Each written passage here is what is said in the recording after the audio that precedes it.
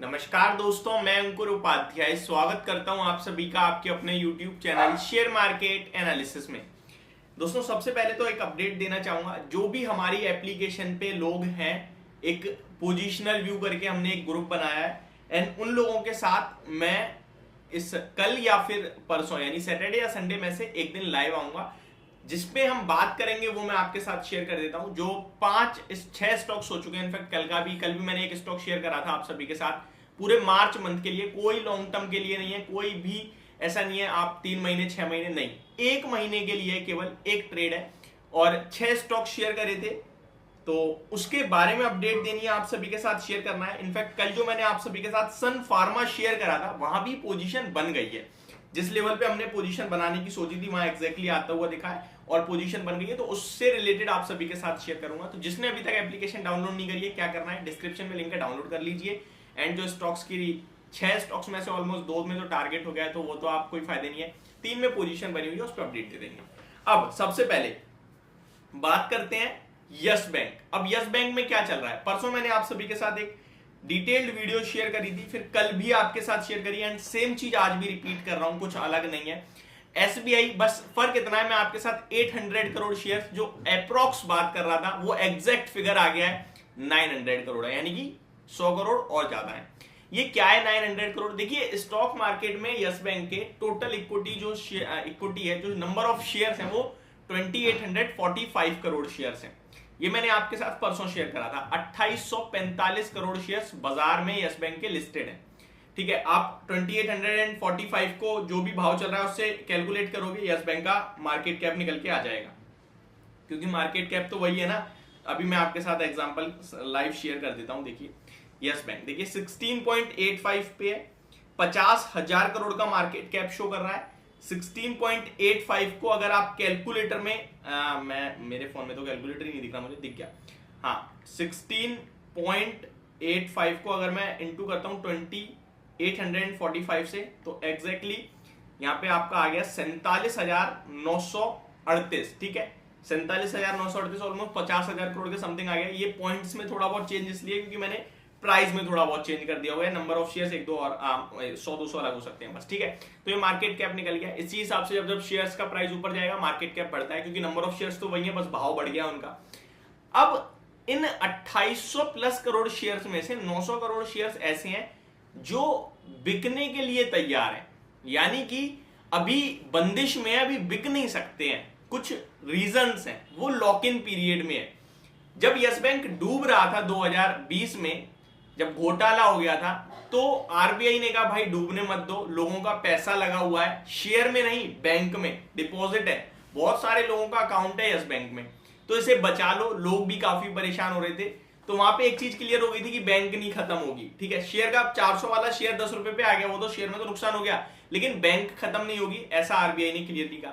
बचाने के लिए आरबीआई ने सारी बैंकों से कहा कि इसमें निवेश करो, इसमें कैपिटल डालो, तो सबने अपना थोड़ा बहुत एक्सपोजर डाला। एसबीआई ने बहुत बड़ा एक्सपोजर डाला, 46-48% समथिंग। जब ओएफएस आया था तो थोड़ा बिक गया, लेकिन 26% ऐसी इक्विटी है एसबीआई के पास जो लॉक्ड है अगले 3 साल के लिए। उस समय ओएफएस भी आया था, आपको मैं याद दिलाना चाहूंगा, जहां पे आपने, एचएनआई ने, जिसने भी पार्टिसिपेट करा, उनके शेयर्स लॉक हो गए थे 3 साल के लिए। ठीक है, अब वो लॉक इन पीरियड इस मार्च के एंड तक सबका खुल जाएगा। पर्टिकुलरली एसबीआई की बात करें तो 13 मार्च ऐसी डेट है जहां पे एसबीआई का लॉक इन पीरियड ओवर हो जाएगा। एसबीआई कल के सेशन में अनाउंस करते हुए दिखा कि हम अपना स्टेक कम कर सकते हैं यस बैंक में। पूरा बेचेंगे नहीं बेचेंगे, कितने पे बेचेंगे कितने पे नहीं बेचेंगे, ये किसी को नहीं पता, लेकिन इतनी जरूर उन्होंने कहा। केवल एसबीआई ही नहीं है, मैं आपको आपकी जानकारी के लिए बता दूं, एक्सिस बैंक, एचडीएफसी यानी housing development finance corporation, Kotak Mahindra bank और भी बहुत सारी बैंक्स हैं। अगर मैं आपके साथ अभी डिटेल में शेयर होल्डिंग पैटर्न निकालूंगा, चेक करूंगा, तो मिल जाएंगी। मैंने आपके साथ पहले तो शेयर करा ही था, एक बार आपके साथ दोबारा शेयर कर देता हूं। थोड़ा मैं इस बैंक का स्टॉक खोल लेता हूं एंड जब इसकी शेयर होल्डिंग पैटर्न में मैं प्लस पे क्लिक करूंगा डीआईज में, तो मेरे को दिखेगा यहाँ पे स्टेट बैंक ऑफ इंडिया दिख रहा है मुझे सबसे पहले, आईसीआईसीआई बैंक दिख रहा है, एलआईसी छोड़ देते हैं उसे, तो एक्सिस बैंक दिख रहा है मुझे, बंधन बैंक दिख रहा है मुझे, आईडीएफसी फर्स्ट बैंक का नाम सामने आता हुआ दिख रहा है मुझे, एचडीएफसी दिख रहा है, कोटक महिंद्रा बैंक, तो ये कुछ बड़े बड़े नाम है जिनका एक्सपोजर है, जिन्होंने बचाया इस बैंक को उस समय।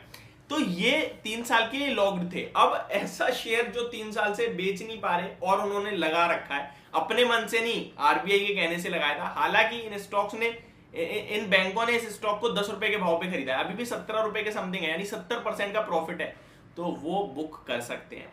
अब ओवरऑल सिनेरियो वही है कि 900 करोड़ शेयर्स में से अगर 90 करोड़ शेयर भी बिके तो इस स्टॉक में बड़ी बिकवाली या फिर आप कह सकते हैं सेलिंग प्रेशर देखने को मिल सकता है। ऑब्वियस सी बात है, ये बेचेंगे तो कोई ना कोई तो खरीदेगा। तो अब अभी तक मैं आपसे ये कह रहा था कि गिरावट हो सकती है, उस समय 18 रुपए प्लस पे था, 18 रुपए 80 पैसे के भाव पे था स्टॉक। आई थिंक 2 दिन पहले जब मैंने आपके साथ शेयर करा था तो स्टॉक का भाव 18 रुपए 50 पैसे का हाई पे था। अभी 16 रुपए 85 पैसे है। इंट्राडे आज भी लगभग 4% क्रैश हुआ है, तब से देखे तो 10% डाउन हो गया 2 दिन में। लेकिन ये स्टॉक इतनी आसानी से गिरना नहीं चाहिए, अब ये स्टॉक को बढ़ना चाहिए। मैं ऐसा क्यों कह रहा हूं? सिंपल सा लॉजिक है रिटेलर्स का, अगर शेयर गिर रहा है वो नहीं खरीदेंगे, शेयर गिर रहा है वो खरीदेंगे ही नहीं। डर बन गया, सब लोगों को पता चलने लगी, बहुत सारी जगह, अब तो मीडिया चैनल्स पे भी दिखा दिया, मैं भी बता रहा हूं, और भी यूट्यूब पे बहुत सारे लोग जो जो इन्फॉर्मेशन देते होंगे वो दे रहे होंगे।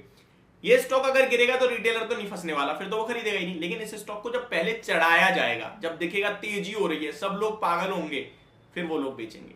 तो ये शेयर, अब मैं स्ट्रेटेजी बहुत इंपॉर्टेंट दे रहा हूं, इसमें लॉस होने के चांसेस भी 100% है। देखिए ठीक है, सिंपल सा लॉजिक है, विदाउट रीजन ये करना है नहीं करना टोटली डिपेंड करता है। मैं पर्सनली इसे खुद भी कर सकता हूं, क्योंकि मैं अपने उस कैपिटल की रिस्क ले सकता हूं। आप अपने ऊपर डिपेंड करता है, आपके ऊपर। सिनेरियो ये, अगर ये स्टॉक किसी भी रीजन से 19 रुपए के पास आता हुआ दिखता है मुझे अगले 5 से 10 ट्रेडिंग सेशन में, बड़ी तेजी बोल रहा हूं, लगभग 15-20%, अगर आएगा तो मैं इसे बेचूंगा, नहीं आएगा तो मैं दूर हूं, कोई दिक्कत नहीं है। बस सिंपल सी बात है, मतलब मेरे अंदर ऐसी कोई खुजली नहीं है कि मैं ट्रेड करूंगा ही करूंगा। लेकिन अगर ये शेयर 18.5-19 रुपए पे आया तो मैं इसे बेचूंगा, और मेरा बेचने का तरीका होगा पुट के द्वारा, क्योंकि मैं कैपिटल एक रिस्क लगा सकता हूं अपनी लिमिटेड। ऐसा नहीं कि मैं फ्यूचर बेच दूं, वो भगा दिया पता चले 3 रुपए, तो मेरी तो लंका ही लग जानी है, बड़ा लॉट है। तो वो एक सिनेरियो बन सकता है जो मैं आपके साथ शेयर करना चाहता था, मैंने शेयर करा। लेकिन उसके लिए कंडीशन ये है कि भगना होगा। अब बहुत सारे व्यूअर ये भी होंगे तो भाई यहां से खरीद लें क्या, ऊपर जाएगा, ऐसा कोई व्यू नहीं है। अगर गया तो मैं बेचूंगा, नहीं गया तो कुछ दिक्कत नहीं है मुझे। ऊपर चला गया 17-18, 17.5-18 रुपए तक मैं कुछ नहीं करूंगा, ठीक है। तो ये मेरी वीडियो है, और होप आपको जानकारी समझ और पसंद दोनों आई होगी। Thank you so much for watching this video. Have a great day guys.